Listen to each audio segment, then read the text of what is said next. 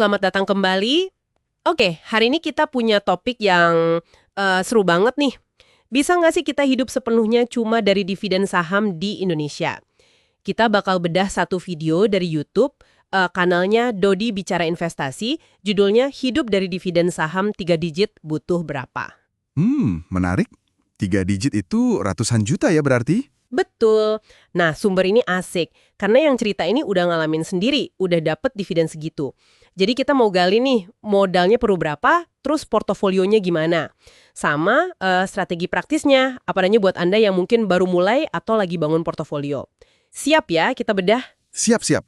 Video ini bagusnya ngasih lihat sisi praktis ya, bukan cuma teori melulu. Kita lihat angkanya, tapi yang lebih penting lagi kita coba pahami mentalitasnya gitu loh. Oke, langsung aja deh. Pertanyaan paling dasar nih. Sebenarnya butuh aset berapa banyak sih biar bisa hidup dari dividen? Gimana cara ngitungnya? Nah, di video itu dikasih rumus simpel sebenarnya. Gini, jumlah aset itu sama dengan biaya hidup setahun dibagi dividen yield. Oke, dividen yield itu apa ya? Persentase imbal hasil dividen tahunan dari total investasi kita kan ya? Iya, betul. Contoh gampangnya gini, kalau biaya hidup Anda katakanlah 10 juta sebulan, nah setahun kan jadi 120 juta tuh. Terus kalau Anda asumsi atau targetin yield dividennya misal 7,5% setahun, ya berarti Anda butuh aset investasi sekitar 1,6 M. Wow, 1,6 M. Lumayan juga ya angkanya. Nah, si pembicara di video ini, dia sendiri gimana? Udah nyampe segitu? Dia cerita, tahun ini aja dia udah terima lebih dari 370 juta dividen. 370 juta. Dari mana aja tuh? Iya, dia sebutin dari saham kayak BRI sama Mandiri gitu. Jadi kalau dihitung-hitung, itu udah cukup banget buat nutup biaya hidup sekitar 30 juta sebulan. Jadi secara angka, ya mungkin banget. Gokil sih itu. Tapi kayaknya tadi Anda bilang ini bukan soal angka doang ya, ada tantangan lain. Nah, itu dia. Justru dia nekenin banget. Tantangan paling gedenya itu di mental kita. Seberapa tahan kita pas pasar saham lagi, wah, gonjang-ganjing hebat gitu. Dia cerita pengalamannya sendiri, pas April 2020, ingat kan pas IHSG anjlok parah? Oh iya, yang sampai trading halt tuh kan, berhenti sementara perdagangannya. Betul. Nah, waktu itu dia bilang portofolionya turun ratusan juta. Dan itu cuma dalam hitungan menit loh. Waduh, ngebayangin aja udah ngeri ya.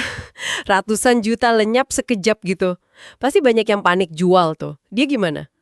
Justru itu kuncinya. Dia nggak panik jual. Malah dia nambah posisi beli. Loh kok malah beli? Karena dia yakin banget sama fundamental perusahaan yang dia pegang. Maksudnya ya kondisi bisnisnya sehat, keuangannya sehat, prospeknya bagus. Mirip kayak kata Peter Lynch itu loh. Oh, yang bilang semua orang punya otak buat cari duit di saham, tapi nggak semua orang punya perut mental itu ya? Nah, persis itu. Mentalnya yang diuji. Oke, menarik banget soal mental ini. Nah, ngomongin portofolio nih. Kan biasanya kita dengar jangan taruh semua telur di satu keranjang. Diversifikasi gitu. Apa kata sumber ini? Nah, ini juga agak beda nih. Dia justru kayak nantang ide makin banyak saham makin aman. Menurut dia, mendingan punya sedikit aja sahamnya, mungkin 3-5 gitu, tapi yang bener-bener kita paham dalamannya, bisnisnya gimana. Oh ya, dia sendiri gimana? Dia ngaku cuma punya 4 saham, bahkan 80% portofolionya itu cuma di 2 saham aja. Hah? Cuma 2 saham utama itu nggak terlalu berisiko ya? Kok bisa seyakin itu? Dia punya istilah sendiri, diversifikasi kebanyakan tapi nggak paham, itu namanya diversifikasi. Malah jadi lebih buruk katanya.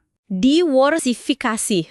Bisa aja istilahnya. Iya, analoginya kayak punya anak banyak, tapi nggak sempat ngurusin satu-satu dengan benar gitu. Fokusnya jadi pecah. Mending fokus ke sedikit, tapi yang paling top. Masuk akal juga sih analoginya. Terus kalau soal alokasi asetnya gimana? Apa harus saham semua gitu? Nggak juga sih. Dia tetap nyaranin ya kombinasi aset. Disesuaikan sama profil resiko kita masing-masing. Bisa gabungan antara saham yang potensi untungnya tinggi tapi ya resikonya juga tinggi.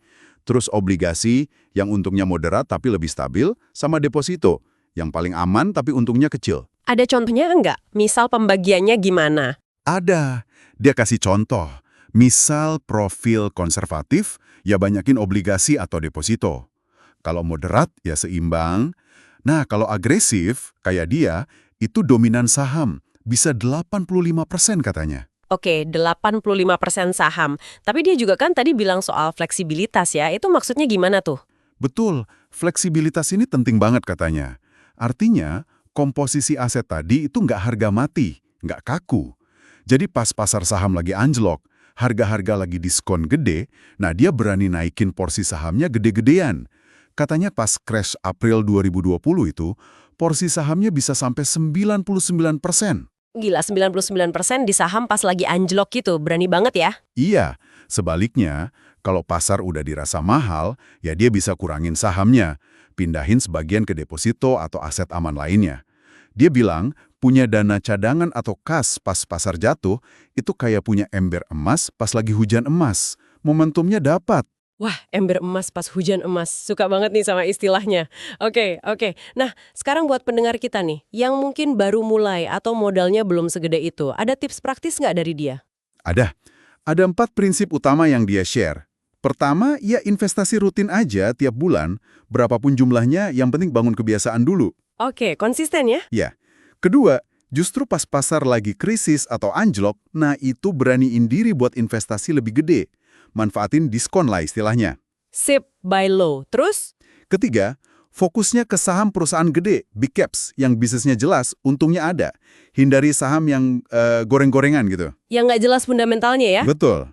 Keempat, balik lagi ke tadi. Fokus ke sedikit aja perusahaan terbaik yang benar-benar kita pahami, terus belinya pas harganya di bawah nilai wajarnya.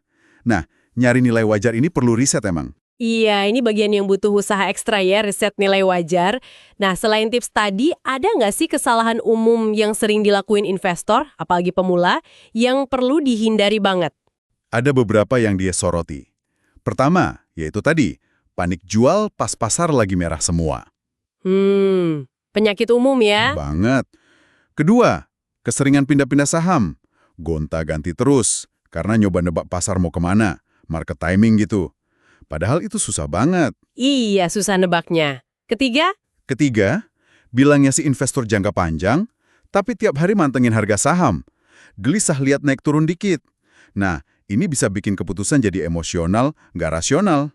Aduh, yang nomor 3 ini. Kayaknya banyak deh yang gitu. Saya juga kadang-kadang masih suka ngintip harga tiap hari.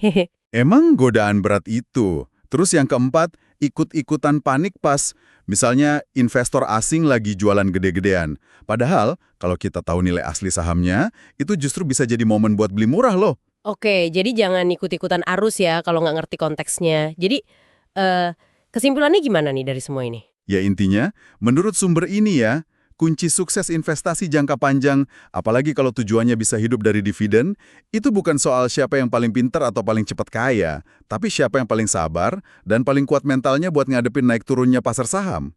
Itu sih. Nah, jadi mungkin setelah kita dengerin semua ini, ada satu pertanyaan penting nih buat Anda renungkan. Seberapa dalam sih Anda benar-benar paham nilai wajar dari aset yang Anda pegang sekarang? Dan seberapa siap mental Anda buat hadapin gejolak pasar yang nggak terduga demi tujuan jangka panjang Anda itu? Pertanyaan yang bagus banget tuh buat jadi bahan renungan kita semua ya. Oke deh, terima kasih banyak sudah menyimak pembahasan kita kali ini. Sampai jumpa di pembahasan mendalam berikutnya.